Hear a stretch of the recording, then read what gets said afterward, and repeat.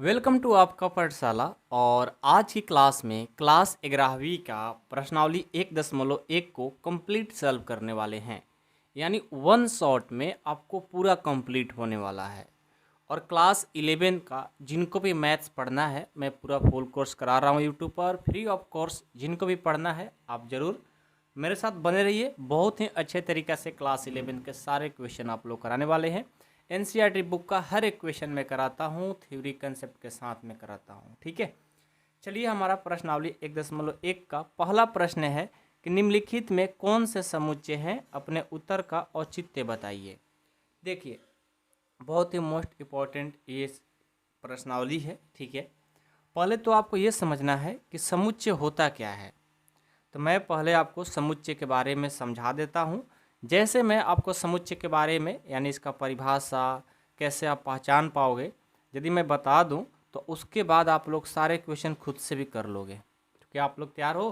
तो आइए सबसे पहले हम समुच्चय का परिभाषा सीखेंगे कि आखिर समुच्चय होता क्या है। ठीक है, समुच्चय जिसको इंग्लिश में हम लोग सेट भी बोलते हैं।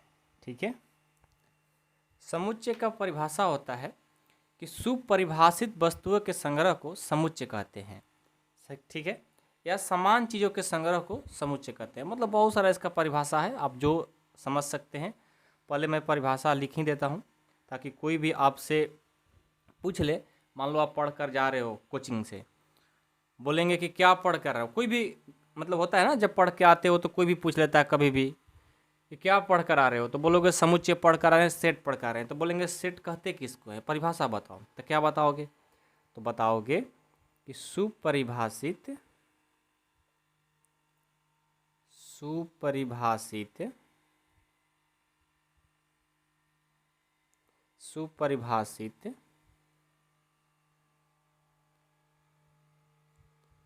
सुपरिभाषित वस्तुओं के संग्रह को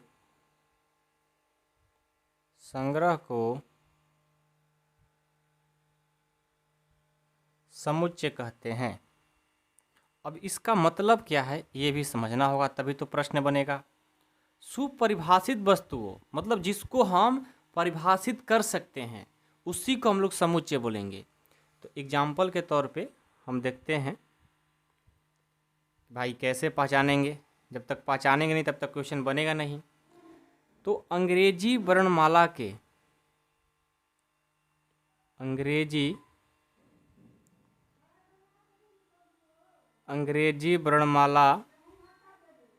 का स्वरों का समूह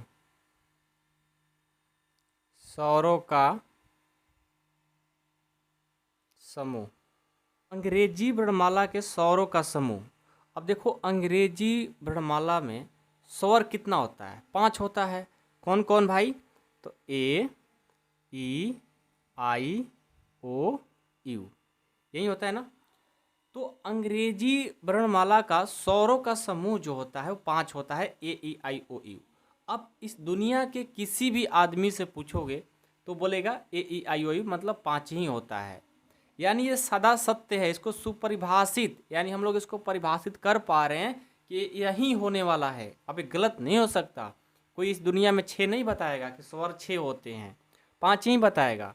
तो जब ऐसे ही किसी भी चीज़ को हम परिभाषित कर लेंगे तो हम लोग बोलेंगे समुच्चय। क्या बोलेंगे? समुच्चय। अदरवाइज उसको समुच्चय नहीं बोलेंगे जिसको परिभाषित नहीं कर पाएंगे। मानकर चलो मैंने बोल दिया कि सूर्य पश्चिम से उगता है, तो सूर्य पश्चिम से भाई उगता है क्या? इस दुनिया में बोलेगा कि भाई ये तो बिल्कुल गलत है।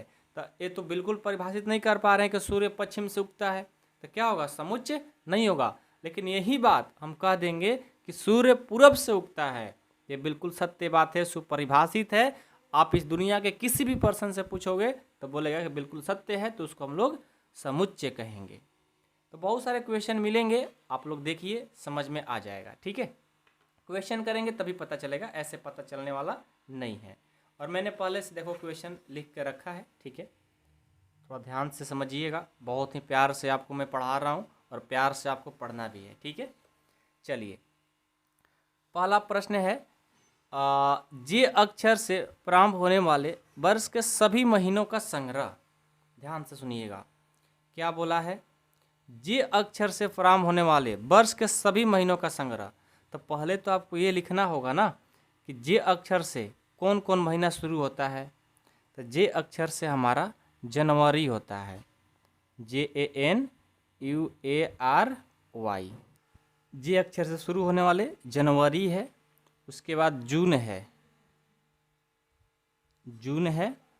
जुलाई है ना, और कोई है नहीं है। तो जनवरी, जून और जुलाई ये जे से शुरू हो रहा है। हमारा प्रश्न है कि जे अक्षर से प्रारंभ होने वाले वर्ष के सभी महीनों का संग्रह क्या समुच्चय है या नहीं है। तो देखो 12 महीना होता है। कितने महीना होता है? 12 महीना। मैं आपको बता दूं थोड़ा डिटेल में, ठीक है। 12 महीना होता है भाई। देखो जनवरी, फरवरी, मार्च, अप्रैल, मई, जून, जुलाई, अगस्त, सितंबर, अक्टूबर, नवंबर, दिसंबर। तो हमारा तो जो साल होता है, ठीक है, जो हमारा वर्ष होता है कितने महीने का होता है? 12 महीने का। अब 12 महीना में सिर्फ और सिर्फ देखो ये जनवरी, जून और जुलाई जो जे से शुरू हो रहा है। अब किसी भी इस दुनिया के किसी भी आदमी से पूछोगे, किसी भी पर्सन से पूछोगे तो क्या बताएगा? यही बोलेगा कि देखो जो हमारा जे से शुरू होने वाला है सिर्फ 3 ही महीना होता है 12 महीना में।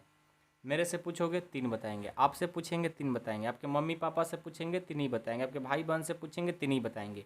इस दुनिया के हर एक पर्सन बोलेंगे कि नहीं, हमारे वर्ष में यानी हमारे एक साल जो वर्ष होता है एक साल का, उसमें 3 ही ऐसे महीना है जो जे से शुरू होता है। कौन कौन? जनवरी, जून, जुलाई। इसलिए हमारा यह समुच्चय होगा, क्योंकि परिभाषित कर दिए। परिभाषित उसी को बोलते हैं जो सबके मन में वो सत्य बात निकले। मेरे मन में जो चले आपके मन में भी, अदर पर्सन के भी मन में, मतलब हर कोई एक ही बात बोले तो सत्य है। तो बोलेंगे यह समुच्चय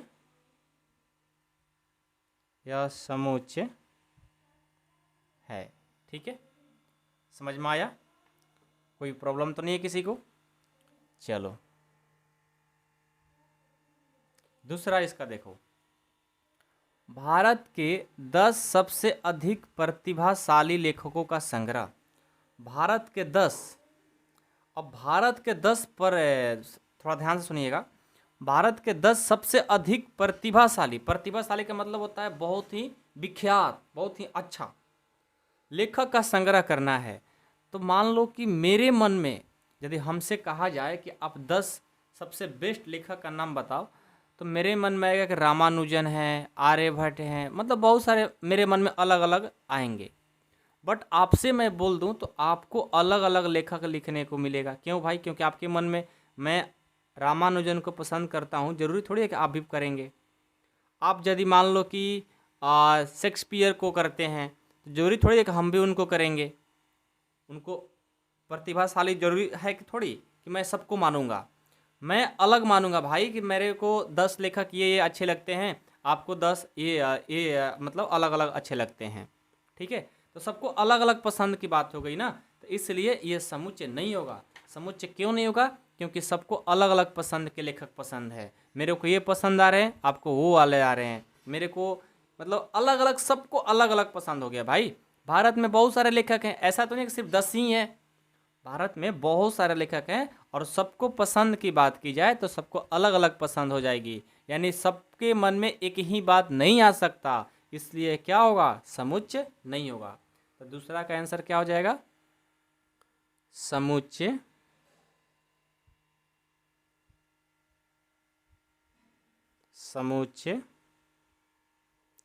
नहीं है। ठीक है, चलो अब तीसरा देखो क्या क्वेश्चन है आपका। तीसरा हमारा क्वेश्चन है कि विश्व के सर्वश्रेष्ठ 11 बल्लेबाजों का संग्रह। अब देखो यहाँ पर क्रिकेट खेलते होंगे तो आपको समझ में बातें आएंगी।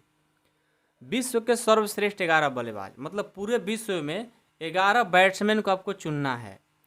तो मेरे मन में तो मान लो कि अलग अलग बैट्समैन आएंगे पसंद, आपके मन में अलग अलग। मान लो कि मैं विराट कोहली का फ़ैन हूँ, सूर्य कुमार यादव का फ़ैन हूँ, डिविलियर्स का फ़ैन हूँ, लेकिन आप होंगे क्या? नहीं, आप होंगे हार्दिक पांड्या, महेंद्र सिंह धोनी, अलग अलग प्लेयरों का आप फ़ैन होंगे। तो सबका अलग अलग पसंद है, तो इसलिए इसको भी हम लोग परिभाषित नहीं कर पाएंगे, क्योंकि सबके मन में अलग अलग अपना अपना पसंद होता है। तो आप लोग इसको सुपरिभाषित यानी परिभाषित नहीं कर पाएंगे हम इनको, तो फिर बोलेंगे कि यह समुच्चय नहीं है। क्या बोलेंगे? समुच्चय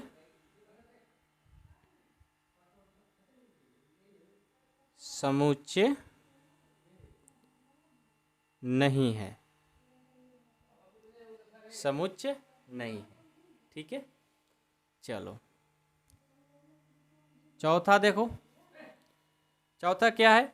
आपकी कक्षा के सभी बालकों का संग्रह। मान लो, ये थोड़ा ध्यान से समझिएगा, आपकी कक्षा के सभी बालकों का संग्रह। आपकी कक्षा क्या है भाई? 11वीं में आ गए, 10वीं में नहीं रहे। आप क्या हो गए? 11वीं क्लास में आ गए, और ये आपका कक्षा है, ठीक है, क्लास है। अब ये बोला है कि आपकी कक्षा के सभी बालकों का संग्रह। मान लो क्लास 11 में है, तो यही ना होगा कि आपके क्लास में टोटल हो सकता है 70 बच्चे होंगे, 70 बच्चे होंगे। देखो ये सब सारे बच्चे हैं, ये छोटे छोटे जो है ना, ये सब बच्चे हैं, सब बैठा है। टोटल कितना है? 70 बच्चा इस क्लास में है, 11th क्लास में। हमने एक बोला कि रामू को खड़ा किया, ये रामू है, ये श्यामू है, ये मेरा अमर है, और अमर तो मेरा ही नाम है। मान लो आपका मनीष नाम है, आपका हर्ष नाम है, ठीक है। अलग अलग बहुत सारे नाम होंगे, जो आपका नाम होगा आप कमेंट बॉक्स में कमेंट करना, सर आपने मेरा ये भी नाम ले लो, मैं ले लूँगा, ठीक है। तो देखो मैंने बोला रामू से, रामू बताओ कि इस क्लास में कितने बच्चे हैं? तो बोलेगा 70। हर्ष से बोलेंगे, हर्ष बताओ कितने बच्चे हैं? तो बोलेगा 70। मैं अमर हूँ, अमर कितने क्लास में बच्चे हैं? 70। तो सभी लोग एक ही बात बोलेंगे, यानी परिभाषित कर पा रहे हैं, सिर्फ क्लास की बात कर रही है, इसलिए हम लोग इसको परिभाषित कर पा रहे हैं। तो फिर बोलेंगे क्या? समुच्चय है। मजा आ रहा है क्या? देखो मैं बहुत ही आप लोगों को स्लो तरीका से पढ़ा रहा हूँ कि एक बार पढ़ने के बाद दोबारा पढ़ने की ज़रूरत ना पड़े, ठीक है। ये हो गया 4 नंबर। अब 5 नंबर देखो, 5 नंबर है कि 100 से कम सभी प्राकृत संख्याओं का संग्रह। 100 से कम, 100 से कम देखो प्राकृत संख्या क्या होगी भाई? 100 से कम 99, 98, कहाँ तक जाएगी? 1 तक, यानी 1 से लेकर के 99 तक होगी। इसको हम लोग काउंट कर सकते हैं ना? आपसे पूछेंगे हाँ सर काउंट कर सकते हैं, 1 से 99 तक है तो 99 होगी। किसी और से पूछेंगे तो बोलेगा 99 तक है, क्योंकि 100 से कम बोल दिया, ठीक है। तो इसका क्या होगा? सबका बात एक ही आएगा, तो फिर इसको क्या बोलेंगे? समुच्चय है। परिभाषित हम लोग कर पा रहे हैं तो बोलेंगे समुच्चय है, समुच्चय है, ठीक है। समझ में आई बात? ठीक है। अब चलो 6 नंबर क्या है? लेखक प्रेमचंद्र द्वारा लिखित उपन्यासों का संग्रह। अब देखो लेखक प्रेमचंद्र जी जो है ना, ठीक है। अब प्रेमचंद्र बहुत ही हमारे भारत के महान कवि थे। अब महान कवि जो हैं, ऐसा तो है नहीं कि बहुत सारा उपन्यास लिखे होंगे, एक सीमित में ही लिखे होंगे, या तो 200 लिखे होंगे, 1000 लिखे होंगे, या 10,000 तक उपन्यास लिखे होंगे। एक सीमित लिखे हैं, मतलब एक सीमित नंबर में लिखे हैं। अब ऐसा नहीं कि लेखक प्रेमचंद्र जी बहुत सारे बुक, इन्फिनाइट बुक, मतलब बहुत सारे बुक इतना लिख दिए कि गिन नहीं सकते, ऐसा तो हो नहीं सकता। तो इनके द्वारा जो लिखा गया उपन्यास होगा एक नंबर में होगा, यानी 1000 या 2000 या 100 या 200 होगा, ऐसे होगा। तो हम लोग इसको समुच्चय बोलेंगे, क्योंकि हम लोग भले ही नहीं जानते हैं कितना लिखे हैं, लेकिन एक नंबर में लिखे होंगे, जितना लिखे होंगे मान लो 100, तो आप भी बोलोगे 100, हम भी बोलेंगे 100, यानी एक सीमित नंबर में लिखे हैं। तो इसलिए हम लोग परिभाषित इसको कर पाएंगे, तो बोलेंगे समुच्चय है, समुच्चय है, ठीक है। चलिए अगला है कि अच्छा, एक हम लोग कहीं मिस्टेक कर दिए क्या? 4 5 6, सही है, सही है। सभी समपूर्णांकों का संग्रह। देखो सभी समपूर्णांक का संग्रह बोला गया है। अब सभी समपूर्णांक का संग्रह कर पाएंगे क्या? बिल्कुल। समपूर्णांक जो होता है ये 6वां है, ठीक है, ये 7 नंबर। अब समपूर्णांक देखो, समपूर्णांक का संग्रह कर पाएंगे क्या? बिल्कुल। 2 4 6 8 10 ये सब क्या है? समपूर्णांक है। तो जिसको हम लोग बता सकते हैं, परिभाषित कर पाएंगे, तो बोलेंगे समुच्चय है। ठीक है, समझ में बातें आ रही है, किसी कोई दिक्कत तो नहीं है। चलो अगला, इस अध्याय में आने वाले प्रश्नों का संग्रह। अब मान लो इस प्रश्नावली में पूरा कितना प्रश्न है भाई, 6 प्रश्न है ना, 6 प्रश्न है। किसी से भी पूछो 6 ही बताएगा, यानी इसको परिभाषित हम लोग कर पा रहे हैं, तो बोलेंगे समुच्चय है।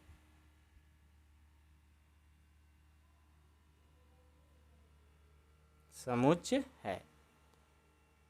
9 नंबर देखो क्या है, विश्व के सबसे अधिक खतरनाक जानवरों का संग्रह।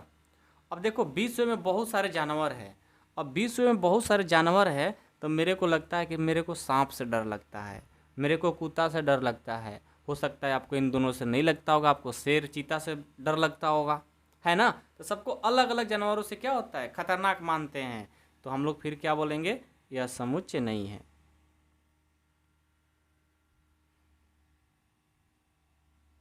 समुच्चय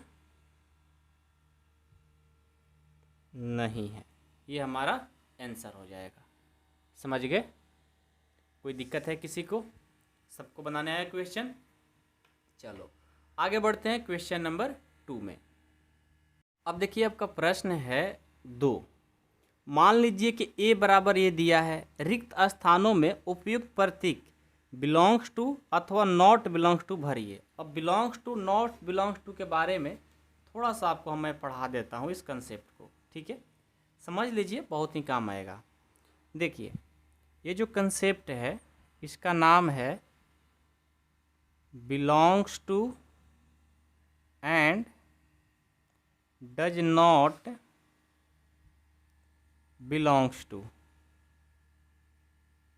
ठीक है, बिलोंग्स टू मतलब ये, इसका नाम क्या है, इसको क्या पढ़ेंगे, बिलोंग्स टू पढ़ेंगे। और इसको क्या करेंगे, ऐसे इसका बीच में फाड़ देंगे पेट, तो इसको पढ़ेंगे does not belongs to. Okay, समझ में बातें आ रही है। अब देखो इसका मतलब क्या है कि हमारा कोई एक सेट दिया रहेगा जिसमें 1 2 3 4 5 6 7, ठीक है। अब आपसे क्वेश्चन किया जाएगा कि बताओ कि 5 ए में बिलोंग कर रहा है कि नहीं कर रहा है। तो 5 ए में बिलोंग कर रहा है, देखो तो हाँ ये कर रहा है, तो इसको ऐसे करेंगे, बिलोंग्स टू कर देंगे। यदि मैं इसी क्वेश्चन को कर दूँ 10 डॉट ए, अब बताओ 10 ए में है क्या, देखो तो है, नहीं है, नहीं है तो नॉट बिलोंग्स टू कर देंगे, बस खत्म। तो इसमें आपको ये कंसेप्ट समझना था कि बिलोंग्स टू क्या होता है, डज नॉट बिलोंग्स टू क्या होता है। यदि उसमें रहेगा एलिमेंट्स में तो बिलोंग्स टू, नहीं रहेगा डज नॉट बिलोंग्स टू। अब आइए आप क्वेश्चन को बना लीजिए। आपका ए बराबर 1 2 3 4 5 6 दिया है। क्वेश्चन नंबर 2, ए बराबर है 1 2 3 4 5 6। आपसे प्रश्न क्या पूछा गया है, प्रश्न है कि 5 डॉट ए। अब बताओ तो हमारा जो 5 है ए में है तो बिलोंग्स टू लगा देंगे, ठीक है। दूसरा आपका प्रश्न है कि 8 डॉट ए। अब बताओ तो 8 हमारा ए में है, देखो तो है, नहीं है तो नॉट बिलोंग्स टू, ठीक है। तीसरा क्या है, 0 डॉट ए। 0 इसमें देखो तो है, 0 इसमें दिख रहा है, नहीं है तो नॉट बिलोंग्स टू, होगा तो बिलोंग्स टू और नहीं होगा तो डज नॉट बिलोंग्स टू। अब चौथा है 4 डॉट ए। अब 4 बताओ तो ए में है ना, तो बिलोंग्स टू हो जाएगा। 5 है 2 डॉट ए, 2 डॉट ए, 2 है क्या ए में, है ना, तो बिलोंग्स टू हो जाएगा। 6 नंबर है 10 डॉट ए। 10 है इसमें, देखो 10 है क्या? नहीं है, नहीं है तो डज नॉट बिलोंग्स टू हो जाएगा। ये हमारा देखो कंप्लीट हो गया क्वेश्चन नंबर 2। अब देखिए प्रश्न संख्या 3 है कि निम्नलिखित समुच्चयों को रोस्टर रूप में लिखिए। देखिए रोस्टर रूप और एक समुच्चय निर्माण रूप होता है, दो चीज़। तो ये जो प्रश्न दिया है ना समुच्चय निर्माण रूप में दिया है, आपको रोस्टर में करना है। एक बार क्या होता है कि रोस्टर में दिया रहता है, समुच्चय निर्माण रूप में करना पड़ता है। समझ गए? तो रोस्टर में आपको क्या करना है, लिखना है। ये किस में दिया है? समुच्चय निर्माण रूप में। तो रोस्टर में लिखना बहुत ही आसान होता है, ठीक है ना, बहुत ही आसान। आइए मैं इस प्रश्न को बना देता हूँ। प्रश्न संख्या 3 का पहला देखिए, पहले प्रश्न को पढ़िए कि एक सच डैट एक्स एक पूर्णांक है और -3 से बड़ा है x और 7 से छोटा है, तो इनके बीच में क्या होगा? तो देखो a बराबर, यहाँ पर मिडिल ब्रैकेट में लिखना पड़ता है, ध्यान रखिएगा, ठीक है। जब भी रोस्टर रूप में लिखिए तो दोनों तरफ मिडिल ब्रैकेट लगेगा। तो देखो तो -3 से बड़ा क्या होगा? -3 से बड़ा -2 होगा, -1 होगा, 0 होगा, 1 होगा, 2 होगा, 3 होगा, 4 होगा, 5 होगा, 6 होगा। और यहाँ पर क्या बोला है? 7 से छोटा, तो 7 से छोटा क्या होता है? 6, यानी यहीं तक होगा। ये जो आया रोस्टर रूप में आ गया। मतलब बस आपको कुछ नहीं करना है, ये अंग्रेजी अल्फ़ाबेट दिया है ना ABC, ये तो रखना ही है। बस आपको यहाँ से जो मान आएगा ना इनके बीच में x का, वहीं रख देना है। जो मैंने रख दिया ये हो गया हमारा रोस्टर रूप। चलो दूसरा देखते हैं। b बराबर क्या है? b बराबर एक साइड डेट एक संख्या 6 से कम एक प्रकृत संख्या, संख्या 6 से कम। तो कौन कौन होगा प्रकृत संख्या भाई? 1 होगा, 2 होगा, 3 होगा, 4 होगा, 5 होगा। 6 से कम बोला है तो ये हमारा हो गया, ठीक है। तीसरा सी क्या दिया है कि एक साइड डेट एक्स 2 अंकों की ऐसी प्रकृत संख्या है, एक साइड डेट एक्स 2 अंकों की ऐसी प्रकृत संख्या है जिसके अंकों का योगफल 8 है, वही संख्या आपको लिखना है। समझ गए? समझ गए कि नहीं समझे? 2 अंकों की ऐसी संख्या लिखना है जिनको जब मैं जोग करूं तो 8 हो जाए। तो कौन कौन ऐसा नंबर है भाई? तो 1 7 को जब मैं जोड़ूंगा तो 8 हो जाएगा। ऐसा ही आपको जितना नंबर है उतना लिखना है। उसके बाद 2 6 हो जाएगा, होगा ना, 2 6 जोड़ेंगे 8 हो जाएगा। 3 5 हो जाएगा। उसके बाद 4 4 हो जाएगा। उसके बाद 5 3 हो जाएगा। उसके बाद 6 2 हो जाएगा। और सोचो 7 1 हो जाएगा। 8 0 हो जाएगा, होगा ना। और कोई होगा? अब नहीं होगा। मतलब इन नंबर को जोड़ेंगे तो 8 आना चाहिए, तो हो जाएगा। बहुत सिंपल है। चलो 4 नंबर देखो क्या है हमारा। देखो 4 नंबर d बराबर एक साइड डेट एक्स एक अभाज्य संख्या है जो संख्या 60 की भाजक है। अभाज्य संख्या क्या होता है? 2 3 5 ये सब क्या है? अभाज्य संख्या है। मतलब वही संख्या लिखना है जो 60 से भाज्य कर दे, 60 में भाग लग जाए। तो अभाज्य में 2 होता है, 3 होता है, 5 होता है, 7 होता है। लेकिन इसमें आपको 60 को कटाना भी है। तो 2 लेंगे 60 कटेगा, 3 लेंगे 60 कटेगा, 5 लेंगे 60 कटेगा। तो कौन कौन संख्या हो जाएगा? 2 3 5, 2 3 5 आंसर। पांचवा देखो ई बराबर ट्रिग्नोमेट्री शब्द के सभी अक्षरों का समुच्चय। देखो ट्रिग्नोमेट्री है ना, तो रोस्टर रूप में लिखने के लिए कोई जब शब्द आ जाए तो जो चीज़ 2 बार यूज होगा उसको एक ही बार लिखना है। अब बाकी जो लेटर है ना उनमें कोमा लगा लगा करके लिख देना है। मतलब आपको समझाते हैं। मानकर चलो यहाँ पर बेटर ही है, क्या है? बेटर है ना, हाँ एक बेटर क्वेश्चन है। एक शब्द है, वर्ड है ना, इस वर्ड को क्या करना है कि सबको अलग अलग कोमा लगा करके लिख देना है, BETR। अब आप कहोगे सर ई तो 2 बार था, 2 बार नहीं लिखे, टी 2 बार था, 2 बार नहीं लिखे। तो देखो कोई भी वर्ड हो उसको पहले कोमा लगा करके लिखना होता है, और जो चीज़ 2 बार यूज हुआ उसको एक ही बार लिखना पड़ता है। बस हो गया रोस्टर रूप। तो वैसे ही ट्रिग्नोमेट्री है ना, ट्रिग्नोमेट्री उसको लिख दो। क्या क्या लिखोगे ट्रिग्नोमेट्री में? एक टी आएगा, ई बराबर एक टी आएगा, आर आएगा, आई आएगा, और जी आएगा, ओ आएगा, एन आएगा, एम आएगा, ई आएगा और वाई आएगा। बस सबको मतलब जो चीज़ 2 बार यूज हुआ है उसको नहीं लिखना है। जैसे मान लो ओ 2 बार है, और क्या है, आर 2 बार है, तो मैंने उसको एक एक बार लिखा और बीच में कोमा लगा कर लिखना पड़ता है।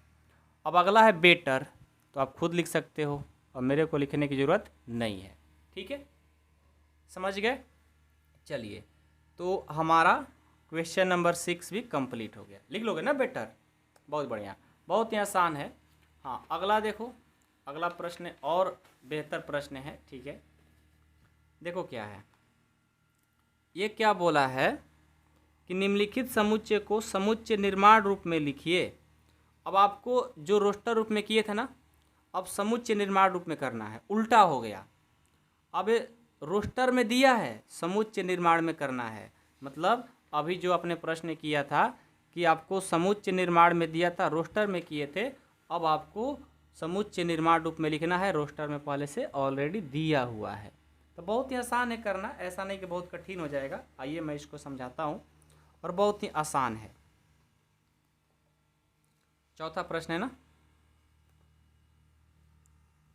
चौथा 4 नंबर का पहला क्या है, 3, 6, 9, 12 है। ठीक है, अब इसको समुच्चय निर्माण रूप में करना है, तो अंग्रेजी वर्णमाला के कोई भी अक्षर यूज कर लो। ए, मिडिल ब्रैकेट लगा दो। ये 3, 6, 9, 12 क्या है? ये जो 3, 6, 9, 12 जो है ना, ये हमारा मैं इसको क्या बोल सकता हूँ, एक प्राकृत संख्या है जो 3 से क्या हो जाएगी, विभाजित हो जाएगी। 3 से क्या हो जाएगी, विभाजित हो जाएगी। तो लिखेंगे एक सच डैट एक्स एक प्राकृत संख्या है। प्राकृत संख्या तो भाई सारे होता है ना, जीरो नहीं होता है, माइनस नहीं होता है, बाकी तो नंबर से प्राकृत ही होता है। तो एक सच डैट एक्स एक प्राकृत संख्या है, प्राकृत संख्या है जो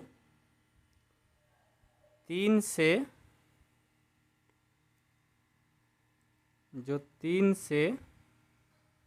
विभाजित होती है, 3 से विभाजित होती है। और ये जो संख्या है ना, एक्स का जो मान दिया गया है, ये हमारा कितना से छोटा है भाई, 15 से छोटा है।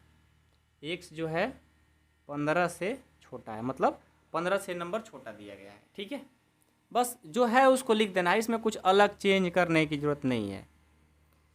दूसरा है कि 2, 4, 8, 16, 32 ये दिया हुआ है। अब 2, 4, 8, 16, 32 क्या आपको दिख रहा है? मेरे को दिख रहा है एक सम संख्या के रूप में है। तो मैं आपको ऐसे भी लिख सकता हूँ इस क्वेश्चन को, एक सच डैट एक्स बराबर 2 के पावर n कर दो, और n जो है ना, n बिलोंग्स कर दो एक नेचुरल नंबर, और इसमें और एक काम कर दो कि n का जो मान होगा 6 से छोटा होगा। मतलब देखो, इसका मतलब ये है कि मैंने ये 2, 4, 6, 8, 32 को क्या किया कि 2 के पावर n कर दिया। अब ये जो n है ना, n जो है एक प्राकृत संख्या, प्राकृत संख्या को कैपिटल n से डिनोट करते हैं। प्राकृत संख्या क्या होता है, 1, 2, 3, 4, 5, 6 सब होता है। और मैंने बोल दिया कि n का जो मान होगा 6 से छोटा ही होगा, मतलब 5 तक ही लेना है। तो जब आप n का मान 1 लोगे तो 2 के पावर 1 क्या आएगा, 2 आ गया। जब n का मान 2 लोगे तो 2 के पावर 2 क्या हो जाएगा, 4, ये 4 हो गया। जब n का मान 3 लोगे तो 2 के पावर 3 कितना हो जाएगा, 8। फिर ऐसे ही 4 लोगे, 5 लोगे, 32 आ जाएगा। तो मैंने उसी को ऐसे के रूप में लिख दिया, बस यही तो करना है। चलो तीसरा, 5, 25, 125, 625, जस्ट वैसे ही प्रश्न संख्या 2 लिखा, बना दो इसको भी। क्या करना है, c बराबर लिख देंगे कि एक सच डैट एक्स, इसको कर देंगे 5 के पावर n, और n belongs to natural number, और एन का जो मान होगा 4 से छोटा होगा। एक बार एन का मान 5 के पावर 1 रखेंगे 5 आएगा, 5 के पावर 2 25, 5 के पावर 3 125, 5 के पावर 4 रखेंगे तो 625।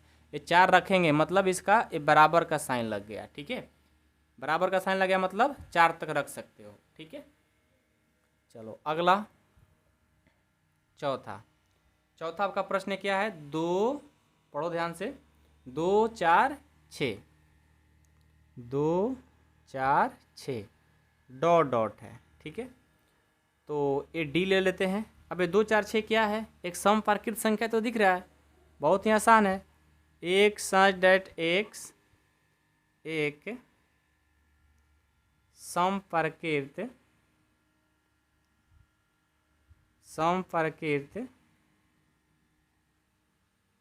संख्या है, हो गया।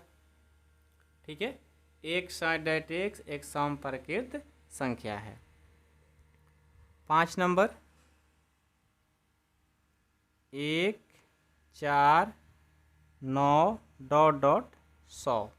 ठीक है, ये क्या है, ये डी है ना, इसको ई मान लेते हैं। इसको लिखेंगे कि एक सच डेट एक्स एन स्क्वायर ले लेते हैं, और एन जो है एक नेचुरल नंबर है, और एन का जो मान है ना, एन का जो मान है 11 से छोटा है। देखो मैंने एन स्क्वायर कर दिया, एन का मान हमने नेचुरल नंबर ले लिया 1 2 3 4 5। जब एन 1 के पावर 1 करेंगे 1 आएगा, 2 के पावर 2 करेंगे 4 आएगा, 3 के पावर 3 करेंगे 9 आएगा, ऐसे ही 4 के पावर 4 16, ऐसे ही करते करते 11 से मैंने छोटा लिया है 10, 10 के पावर 2 करेंगे 100 तक आ जाएगा। बस इसको मैंने लिख दिया, ये आसान है। बस उसी को ऐसे एक साइन डेट एक्स लिख करके उसको एक फॉर्म में लिख देना होता है, उसी को हम लोग समुच्चय निर्माण रूप बोलते हैं। ठीक है, यदि आपको इस टॉपिक पर रोस्टर रूप और समुच्चय निर्माण रूप के लिए भी अलग से वीडियो चाहिए, मैंने थ्योरी में पढ़ाया है, तो आप मेरे को बता सकते हो, मैं आपको उसका लिंक शेयर कर दूंगा। ठीक है, कमेंट कर दो। ठीक है, चलो तो प्रश्न संख्या 4 हमारा कंप्लीट।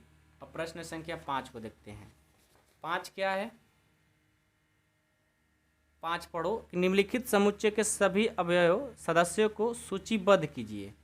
मतलब ये आपको दिया गया है, आपको रोस्टर फॉर्म के रूप में कर देना है, वही सेम चीज़ है। ठीक है, समुच्चय निर्माण रूप में दिया हुआ है, रोस्टर फॉर्म में इसको कर देना है, और इसमें कुछ नहीं है। ठीक है, आइए इस प्रश्न को पढ़ते चलिए, क्वेश्चन को सॉल्व करते चलिए।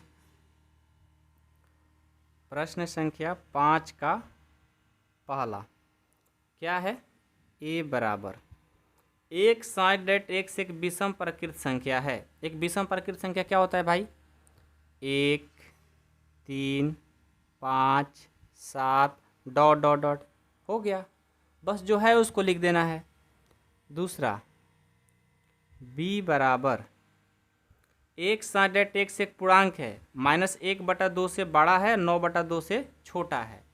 तो ये भी देखो बहुत ही आसान है, ऐसा नहीं कि बहुत कठिन है, आप लोग डर जाते हो, और आप लोग से बनता भी नहीं है, मैं सीधा बात बोल रहा हूँ। ठीक है, ये बोला है -1/2 से बड़ा होना चाहिए, तो -1/2 से बड़ा क्या होगा, 0 होगा भाई।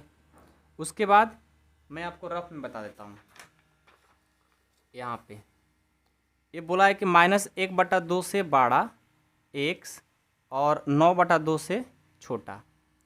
तो पहले -1/2 से बड़ा x, ये देखो 9 में 2 से भाग दोगे तो क्या आएगा, ये आएगा 4.5 आएगा। मतलब -1/2 से बड़ा होना चाहिए x का मान, और 4.5 से छोटा होना चाहिए। तो -1/2 से बड़ा क्या आता है भाई, 0, फिर 1, फिर 2, फिर 3, उसके बाद 4, क्योंकि 4.5 से छोटा होना चाहिए, तो वही मैंने छोटा रखा है, तो ये हमारा मान हो जाएगा। बस यहाँ पर लिख देना है क्या इसमें कुछ है, बहुत ही आसान है। ठीक है ना। तीसरा देखो सी बराबर एक साइन डेट एक्स एक पूर्णांक है, एक्स स्क्वायर बड़ा या बराबर 4। इसका मतलब क्या है, देखो एक्स स्क्वायर ऐसा है, ये जो लग जाता है ना बराबर का चिन्ह होता है, मतलब आप इसको ऐसे भी लिख सकते हो। ठीक है, तो आपको पता है कि जब स्क्वायर आता है बराबर में जाएगा तो रूट लगेगा, रूट लगता है तो प्लस और माइनस दोनों लेकर के आता है। तो एक्स बराबर क्या हो जाएगा, प्लस माइनस 4 का वर्गमूल 2, यानी एक्स का जो मान होगा क्या हो जाएगा, -2 भी होगा, -1 भी होगा, 0 भी होगा, 1 भी होगा, 2 भी होगा, क्योंकि -1 से लेकर के +2 तक ये मान होगा। लिख दो -2 -1 0 1 2 तक मान होगा। समझ रहे हो। चौथा डी क्या है, एक साइडेड टेक्स्ट लोयल शब्द का अक्षर। अब लोयल शब्द का अक्षर तो लिखना है तो आप आराम से लिख लोगे, उसको अलग अलग लिखना होता है। सबसे पहले कॉमा लगाएंगे, उसके बाद जो अक्षर 2 बार आया होगा उसको एक ही बार लिखना होता है। तो एल 2 बार आया है तो उसको एक ही बार लिखेंगे, हो गया। 5 नंबर देखो डी के बाद ई क्या है, एक साइडेड टेक्स्ट वर्ष का एक ऐसा महीना है जिसमें 31 दिन नहीं होते हैं। अब बताओ वो कौन कौन सा महीना है जो 31 दिन नहीं होता है, उसको लिख देना है। तो 31 दिन नहीं होने वाला महीना बताओ, फरवरी है ना, फरवरी हो गया, अप्रैल हो गया, जो नहीं होता उसको लिख देना है। जून होता है जिसमें 31 दिन नहीं होता, सितंबर होता है और नवंबर होता है ना। बस उसको लिख देना है अलग अलग कॉमा लगा करके। 6 नंबर देखो, एक साइडेड टेक्स्ट अंग्रेजी वर्णमाला का एक व्यंजन है जो के से पहले आता है। के से पहले आने वाला व्यंजन कौन कौन है, स्वर नहीं लिखना है, सिर्फ व्यंजन। तो बी है, सी है, डी है, ई तो नहीं होगा, एफ होगा, जी होगा, एच होगा, आई नहीं होगा, जे होगा। बस लिख देना है। प्रश्न को ध्यान से पढ़ो, बना दो, बस हो गया। चलो 6 नंबर देखो क्या है, देखिए छठवा है कि बाईं ओर रोस्टर रूप में लिखित है। ये जो है ना रोस्टर रूप में लिखा है, और दाईं ओर समुच्चय निर्माण रूप में, और ये समुच्चय निर्माण रूप में है। तो समुच्चयों का सही मिलान करना है आपको। सही मिलान मतलब देखो कि पहला का 1 2 3 6 है। अब बताओ 1 2 3 6 जो है इसमें किसके साथ मिलेगा। तो देखो 1 2 3 6 ये क्या है, एक प्राकृत संख्या है जो हमारा 6 से क्या हो जाएगा, भाजक हो जाएगा। देखो पहला का सी हो जाएगा। एक साइडेड टेक्स्ट एक प्राकृत संख्या है और 6 की भाजक है, मतलब कि 1 से भाग दोगे 6 में लग जाएगा, 2 से भी 6 में भाग लग जाएगा, 3 से भी 6 में भाग लग जाएगा, 6 को 6 से भी भाग लग जाएगा, यानी पहला का सी हो जाएगा। तो लिखेंगे पहला का सी। अब दूसरा देखते हैं, 2 3 है। अब 2 3 किसके साथ होगा भाई, 2 3 देखो एक साइडेड टेक्स्ट एक अभाज्य संख्या है, 2 3 क्या है, एक अभाज्य है, और 6 की क्या हो जाएगा, भाजक, क्योंकि 6 में 2 से भी भाग लग जाएगा, 3 से भी इसमें भाग लग जाएगा। तो 2 3 एक साइडेड टेक्स्ट अभाज्य संख्या है और 6 की भाजक भी है, तो दूसरा का ए हो जाएगा। तीसरा देखो M comma A comma T comma H comma E comma I comma C comma S, यानी ये मैथमेटिक्स का होगा। मैथमेटिक्स कहाँ लिखा है, यहाँ पर डी नंबर, तो इसको डी में डाल दो। कितना आसान है सोच सकते हो, 1 3 5 7 9। अब भाई एक बच गया कौन सा, बी, जो एक स्टैंडर्ड संख्या 10 से कम एक विषम संख्या है। बिल्कुल ये विषम संख्या नहीं है, 10 से कम है, तो उसको कर दो बी नंबर। कंप्लीट हो गया। तो प्रश्नावली 1.1 आपका कंप्लीट हो गया। बहुत ही आसान था। कोई भी दिक्कत कोई भी प्रॉब्लम हो आप मेरे से पूछ सकते हो इस नंबर पे कॉल करके या मैसेज करके व्हाट्सअप नंबर पे, ठीक है। मैं आपको पूरा 100% बताने की कोशिश करूंगा, कोई दिक्कत नहीं होगा। आपको मैथ बहुत ही अच्छे से कंप्लीट होगा। और थ्योरी कंसेप्ट का वीडियो चाहिए तो बताइएगा कमेंट बॉक्स में, मैं आपको लिंक शेयर कर दूंगा, ठीक है। और वन शॉट कर करके मैं सारे चैप्टर ख़त्म करने वाला हूँ। तो वीडियो पसंद है तो वीडियो को लाइक कर दीजिएगा और कमेंट बॉक्स में अपना एक बार नाम जरूर लिखिएगा और आप कहाँ से हैं ये भी लिख दीजिएगा, ठीक है। कर सकते हैं ना, इतना काम कर दीजिएगा भाई, मैं जानना चाहता हूँ आप कहाँ से हो, ठीक है, और आपका नाम भी जानना चाहता हूँ। चलिए मिलता हूँ अगले क्लास में प्रश्नावली 1.2 के साथ। Thank you so much.